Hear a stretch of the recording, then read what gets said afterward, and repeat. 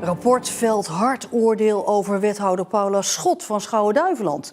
Kan ze aanblijven? Ze staat wel echt in de picture nu. En ja, ik zou haar aanraden terugtrekken.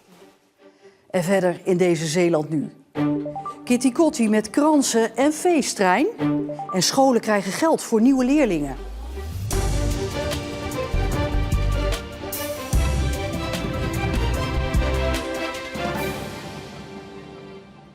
Goedenavond. Wethouder Paula Schot heeft integriteitsregels van haar gemeente Schouwen-Duiveland overtreden. Dat is de conclusie van onderzoekers die het gedrag van de wethouder onder de loep namen. Schot en haar man zouden willens en wetens bouwvoorschriften in de wind hebben geslagen bij de verbouwing van hun woning in Zierikzee. Het rapport daarover is vandaag gepubliceerd. In februari werd bekend dat wethouder Paula Schot en haar man bouwregels hadden overtreden bij de verbouwing van hun monumentenpand in Zierikzee. Ze gingen aan de slag zonder geldige vergunning en hebben illegaal asbest gesloopt. De stoffenwinkel onder het woonhuis raakte vorig jaar zwaar beschadigd door die verbouwing. De schade, die in de tienduizenden euro's loopt, is tot op de dag van vandaag niet vergoed aan de onderneemster die de zaak huurt van Schot en haar man. Ook de eigenaren van het pand naast dat van Schot hebben schade. Ook die is nog niet afgehandeld. De gemeente heeft de verbouwing van het pand vorig jaar december al stilgelegd. Ook zijn er dwangsommen opgelegd om te voorkomen dat er verder werd verbouwd. Ja, aangeschoven is politiek verslaggever Nadia Berkelder. Nadia, je houdt je al maanden bezig met deze zaak. Wat valt jou nou op in dit rapport? Dat de onderzoekers heel nauwkeurig uitpluizen wat Schot wist op welk moment. En dat ze al langer op de hoogte was van het feit dat er dingen niet helemaal volgens de regels verliepen. En dat ze haar collega's erover echt laat heeft geïnformeerd. Ja, wat betekent dit nou voor de toekomst van Paula Schot als wethouder? Ja, dat is aan de gemeenteraad. Die moet bepalen of er een wethouder met een geschiedenis als deze nog door kan. Duidelijk is wel dat er harde woorden zijn gevallen binnen het college en dat er dus daar wel echt een vertrouwenskwestie speelt. Ja, bij het rapport is ook een reactie toegevoegd van Paula Schot zelf. Wat vindt ze er zelf inderdaad van? Nou ja, ze erkent dat ze haar collega's eerder had moeten inlichten. Ze vertelt wel dat ze met de beste intenties heeft gehandeld. En ze vindt ook dat ze door moet kunnen als wethouder. Opvallend is wel dat ze het niet helemaal eens is met de conclusies dat de regels zijn overtreden. Ze vindt dus dat er geen regels zijn overtreden bij de niet verbouwing. allemaal. Ja. Niet allemaal, inderdaad. De kwestie speelt dus al vele maanden. Dit houdt ook, denk ik, de inwoners van de gemeente Schouwen-Duiveland bezig. Ja, we hebben ze er vanmiddag op straat naar gevraagd. Niet iedereen wilde zijn mening geven, maar de meesten zijn het erover eens dat ze echt niet kan aanblijven als wethouder. Juist, de wethouder moet zich aan de regels houden. Want wij als burgers worden wel gevraagd om vergunningen aan te vragen, allemaal volgens de procedures doen. Dus zij moet een voorbeeldfunctie hebben. Zij geeft eigenlijk voorbeeldfunctie. Ik vind dat ze moet opstappen, ja. En ik vind ook dat de burgemeester zijn verantwoording moet nemen. Ja. Wat bedoelt u daar dan mee? Nou, die heeft het ook al van tevoren geweten.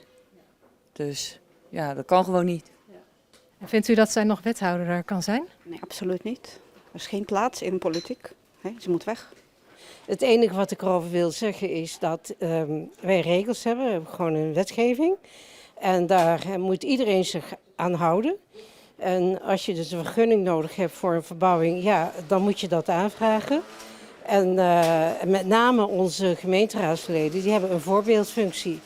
Dus ze staat wel echt in de picture nu. En ik zou haar aanraden terugtrekken. Ja, ik vind dus eigenlijk dat we daar niet echt een mening over hoeven te hebben. Het gaat niet mij aan. Het is iets wat haar aangaat en de gedupeerde. Dus ik vind dat een rechter of De gemeenteraad. de gemeenteraad daarover moet besluiten. En ik vind niet echt toegevoeging dat ik daar iets van vind. Mijn gevoel zegt ze gaat niet zelf weg. Maar dat is morgen aan de gemeenteraad. En dan denk ik toch dat er een aantal mensen gaan zeggen van dat wat ze gedaan heeft echt niet kan. Ja, morgenavond inderdaad, dan wordt er over gesproken, want het rapport ligt nu op tafel. En nu is dus de gemeenteraad aan zet. Ja, dat klopt. Die gaan morgen daarover praten. En naar verwachting zal Schot daar ook zelf een verklaring gaan afleggen. Nadia Berkelder, dankjewel. Het schippersinternaat in Terneuzen houdt feitelijk op te bestaan, nu er geen kinderen meer op zitten. Op het internaat zaten nog maar 12 kinderen uit 5 gezinnen, maar die ouders hebben hun kinderen weggehaald. Reden is dat op het schippersinternaat ook jonge statushouders worden geplaatst tussen de 15 en de 21 jaar.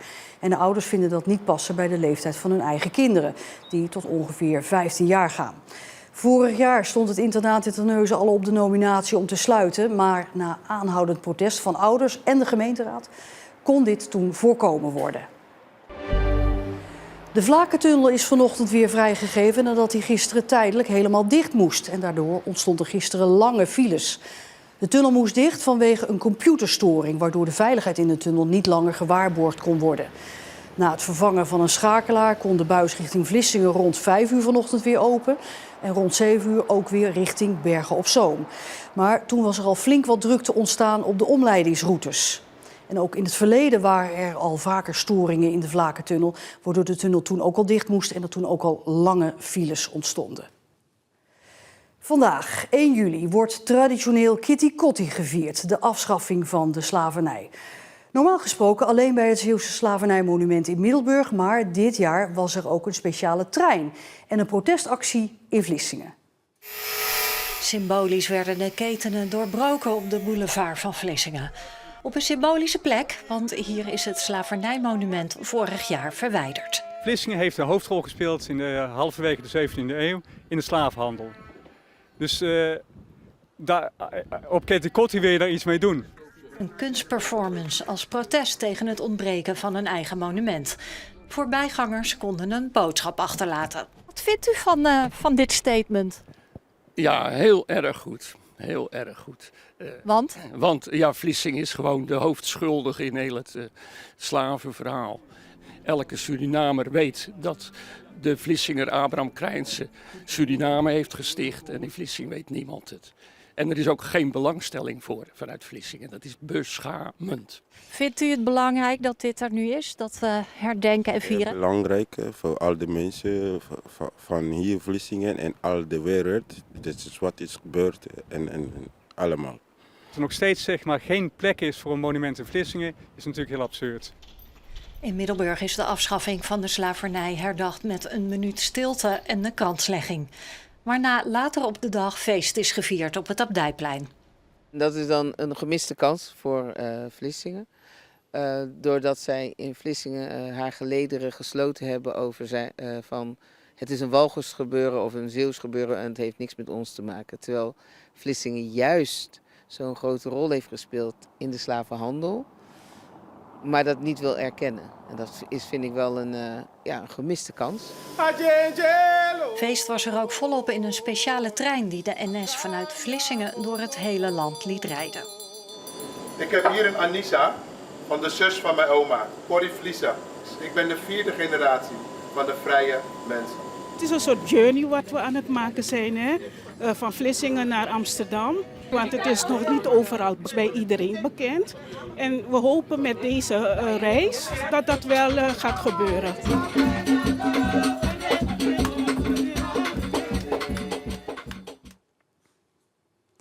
Met het einde van het schooljaar sluit de Isaac Beekman Academie in Capelle definitief de deuren.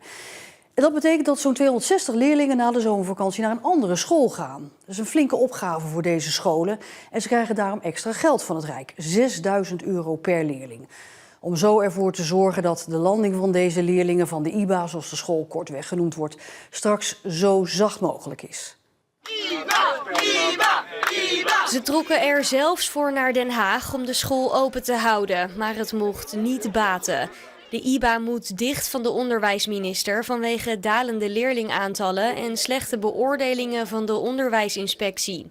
De leerlingen worden verdeeld over verschillende scholen, maar die bieden een ander soort onderwijs dan ze gewend zijn. Kijk, als je kijkt naar het Isaac Beekman, ze noemen het ook persoonlijk onderwijs. Dus er zijn heel veel maatwerktrajecten.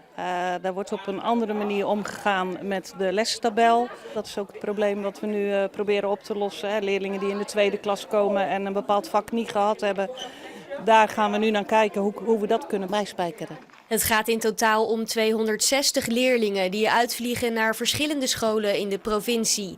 Het Goese Lyceum en het Ostrea Lyceum in Goes krijgen allebei zo'n 40 leerlingen van de IBA. En die extra aantallen zorgen voor een uitdaging. Het is echt heel een ingewikkelde puzzel ook om je basisformatie, zoals wij dat dan noemen, op orde te krijgen. Het ziet ernaar uit dat het net gaat lukken. Maar nogmaals, dat is niet gemakkelijk op het moment. Naast de druk op het lerarenaantal staat Ostrea voor nog een uitdaging vanwege een flinke verbouwing. Leerlingen moeten daardoor tijdelijk naar een andere locatie. We hebben maar net genoeg plaats eigenlijk voor onze reguliere leerlingen, zeg maar, die zich rechtstreeks bij Ostrea hebben aangemeld en ingeschreven. En we hebben echt moeten passen en meten om de 40 leerlingen van IBA ook een overdekte zitplaats te geven, zou ik maar zeggen. Om de overgang naar hun nieuwe school zo soepel mogelijk te laten verlopen, wordt het geld van het Rijk ingezet voor extra begeleiding. Leerlingen zijn 2 keer teleurgesteld. Eerst zijn ze teleurgesteld omdat hun school dichtging. Vervolgens zijn ze teleurgesteld omdat ze naar een andere school moeten. En voor sommige leerlingen is dat echt een heel groot issue. En dat snappen wij ook. En daarom is er op zowel persoonlijk vlak als op inhoudelijk vlak extra aandacht voor de leerlingen. We hebben extra coördinatoren waar leerlingen naartoe kunnen, waar regelmatig mee gesproken wordt. Hoe gaat het, red je het enzovoort. Ook wordt een groot deel van het geld ingezet voor bijlessen om te zorgen dat alle niveaus worden gelijk getrokken.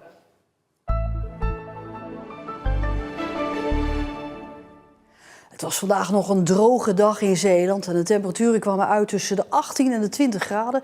Dus niet echt warm voor deze tijd van het jaar. De komende dagen zijn wat wisselvalliger. Pas tegen het weekend wordt het weer wat droger en de temperaturen komen deze week niet boven de 20 graden uit. En tot zover deze Zeeland Nu. Aan het begin van de week nog een hele fijne avond en tot morgen.